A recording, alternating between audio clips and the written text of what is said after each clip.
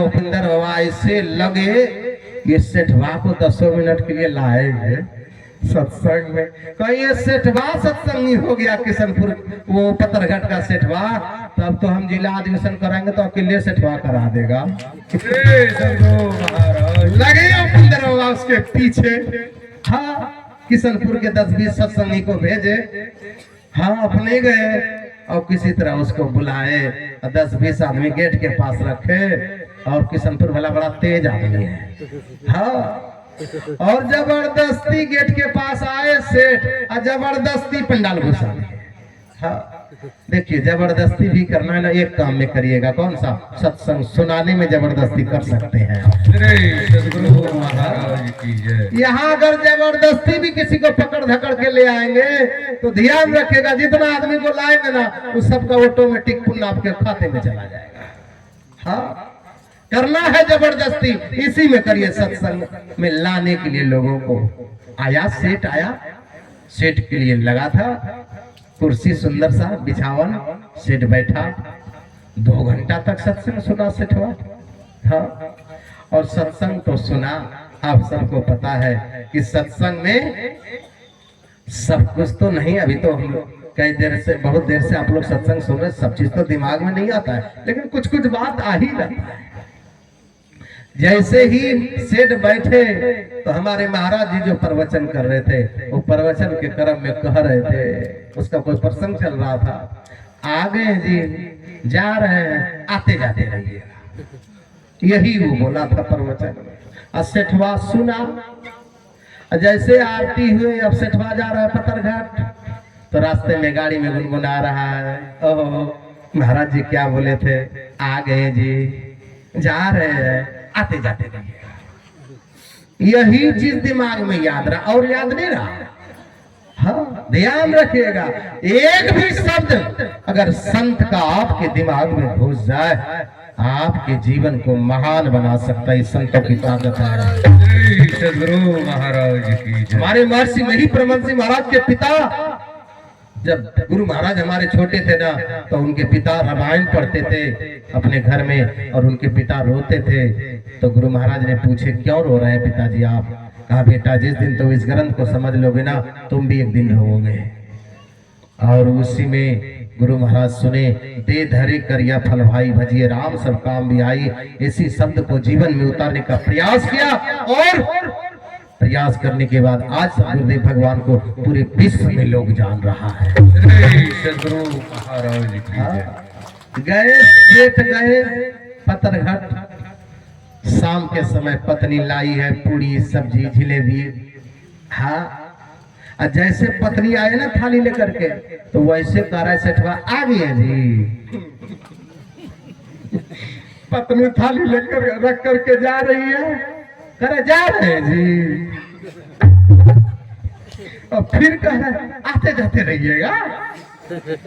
कहा उस सेठवा के पत्नी करे, इस सेठवा को क्या हो गया, ये क्या बक रहा है? उधर फिर से घूम करके आए, कहे क्या बोले, ये क्या बोले, आ गए जी। भोजन लेकर के आए तो बोले आ गए जी, जा रहे हैं तो करें जा रहे हैं जी। अब फिर करें आते जाते रहिएगा। ठीक कौन तरीका कहाँ सीखे?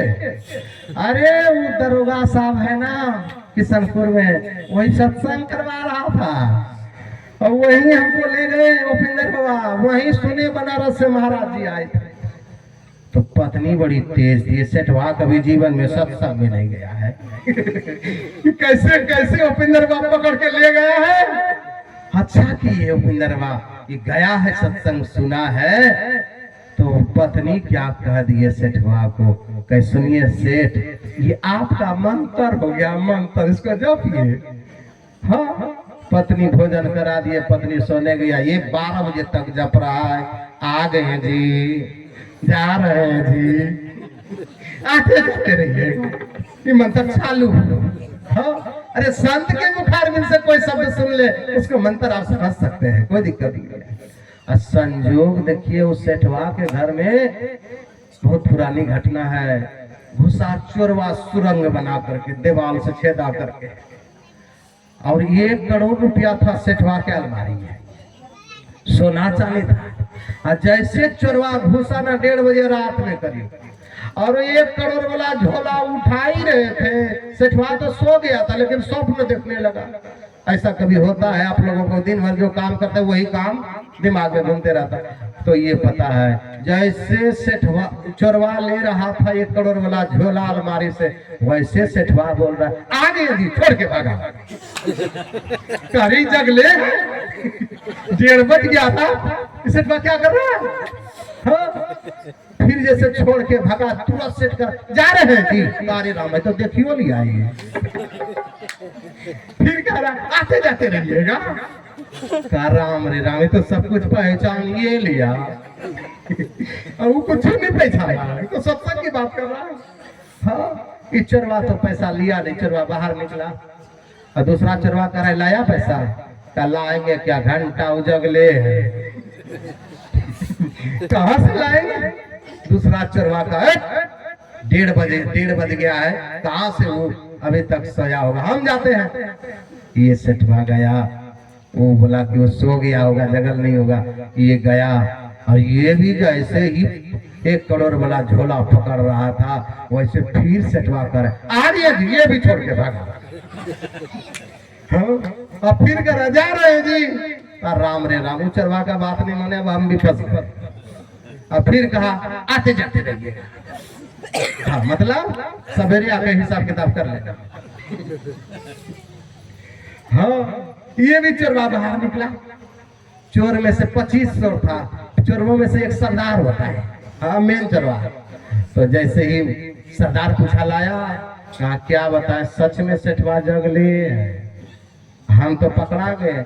जो चोरवा का सरदार था वो भी 3 घंटा लगा है, मेहनत की है सुरंग बनाने के लिए, दीवार तोड़े हैं सेठ का। हम जाते हैं, अब तो 2 बजने वाला है। और वो भी जैसे आया, जैसे ही 1 करोड़ के झोला को पकड़ा था, फिर सेठवा कर आगे ये भी छोड़ के भागा। फिर कर जा रहे हैं जी, फिर कर आते जाते रहिएगा।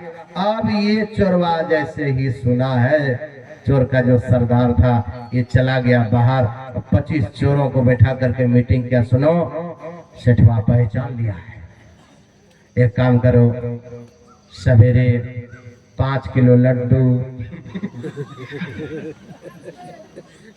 5 किलो काजू किशमिश, देखिए कैसे सेठ का स्वागत होगा, एक मोटा सा गजरा का माला ये लेकर के 5 बजे भोर में पहुंच जाएंगे सेठवा के पास। अगर लेट करेंगे, कहीं वो थाना में दरखास्त लिख के दे दिया तो दरोगा साहब जेल कर देगा हम लोगों को, पूरे पति पत्नी सब जेल में सड़ेंगे। हाँ? भाई ये रातें में लोग 2500 चरवा मिलकर खरीदा, 5 किलो लड्डू, 5 किलो काजू किशमिश, मोटा गजरा का माला लेकर के 5 बजे भोर में पहुंच गया। सेठवा निकल करके बाहर बैठा था, देख क्या रहा कि गले में गजरा का माला पहना रहा है 25 चरवा मिलके, और काजू किशमिश देखा, सेब देखा, उधर से पत्नी आई, का ये क्या हो रहा है, क्या पता नहीं ये लोग कैसे आया है। देखिए सवेरे सवेरे गजरा का माला पहना रहा है और ये काजू किशमिश दे रहा है, सेब दे रहा है। तो पत्नी कहती है लगता है बनारस वाले महाराज जी का मंत्र सिद्ध हो गया रात भर में, तभी तो सवेरे गजरा का माला चल रहा है। ये रात भर जपे थे क्या? बोला जपे तो थे 12 बजे तक। हाँ तब देखे ना रात भर में सिद्ध हो गया, तभी तो सवेरे आपका स्वागत चालू है। हाँ, चोरवा कह रहा है माफ कर दीजिए ना, माफ कर दीजिए। अब सेठवा कह रहा है माफ क्या करो, कहे आप सब जान रहे हैं रात वाला बात, अब माफ कर दिए। रात में क्या हुआ? पता नहीं है, चरवा कर रहा माफ कर दिए, गोड़ पकड़ रहा है, माफ क्या करूं, भाई रात वाला, रात में क्या हुआ? कहा आप सब जान रहे हैं मालिक जी, आप क्यों तो ऐसा कर रहे हैं? हाँ क्या जान रहे हैं? कहा हम बोल रहे हैं। बोला तू ही सुनाओ। कहा रात में घुसे थे आपके घर में चोरी करने के लिए। अरे ले लिया क्या, करोड़ रुपया रखे थे अलमारी में? कहा लेने तो गए थे, जैसे छुए वैसे आप बोले आ गए जी, हम भागे। फिर कह रहे जा रहे हैं जी, फिर बोले आते जाते रहिए। तो हम सोचे सवेरे आके हिसाब किताब कर लेते हैं। हाँ तो छोड़ दीजिए। सेठवा जैसे सुनाना, अच्छा तो 25 चरवा को लिया गया, पहले पीछे देखा, सच बात है कि झूठ, सच में देख रहा सुरंग बना हुआ था, दीवार तोड़ा था। उसको विश्वास हो गया। सेठ ने कहा जाओ मैं माफ कर देता हूँ, चले जाओ तो चले जाओ।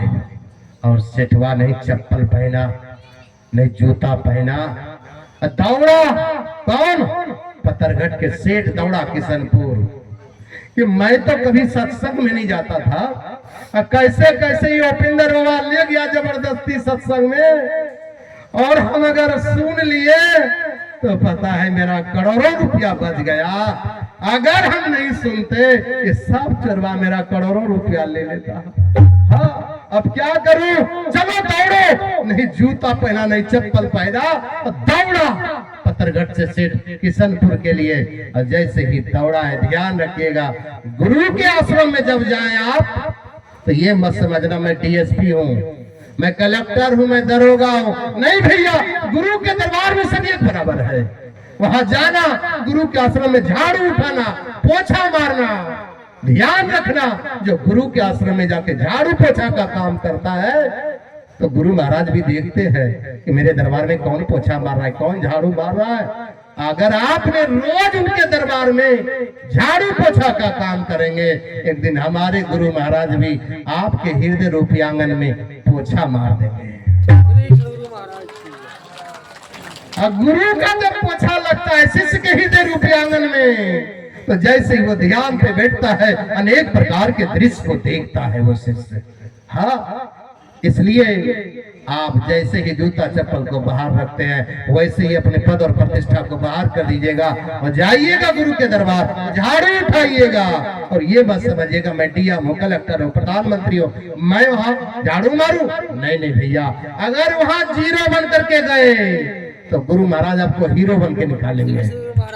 सदगुरु महाराज, अरे हीरो कौन सा? फिल्मी दुनिया हीरो की बात नहीं कर रहा, ध्यान का हीरो। बैठेंगे, अनेक प्रकार के दृश्य को देखेंगे आप।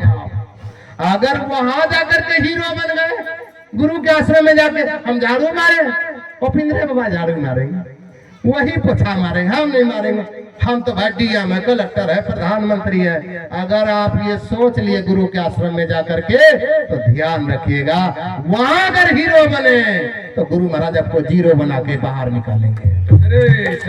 ध्यान पे बैठेंगे, अंधकार के ही प्लेटफॉर्म पे आप बैठे रहेंगे वर्षों, प्रकाश के द्वार पे नहीं पहुंच सकते हैं। प्रकाश के द्वार पे पहुंचना चाह रहे हैं, गुरु के आश्रम में झाड़ू मारिए, पोछा मारिए। और एक बात बोलो, सच्ची बात कर रहा हूँ, अगर आपको कोई संत डांट भी देना, फटकार भी देना, सबके दरवाजा को छोड़ देना, लेकिन महर्षि में ही परम जी महाराज के दरवाजा को मत छोड़ना। अगर उसके दरवाजा को आपने छोड़ दिया तो समझ लेना आपका सर्वनाश लिखा हुआ, कोई बचा नहीं सकता है। एक ही व्यक्ति बचा सकता है, महर्षि में ही परम जी महाराज। इसलिए हमारे उपेंद्र बाबा डांट दे, फटकार दे, कुछ भी कह दे, एकदम बन जाना क्या, एक नंबर का भीख मंगा बन जाना।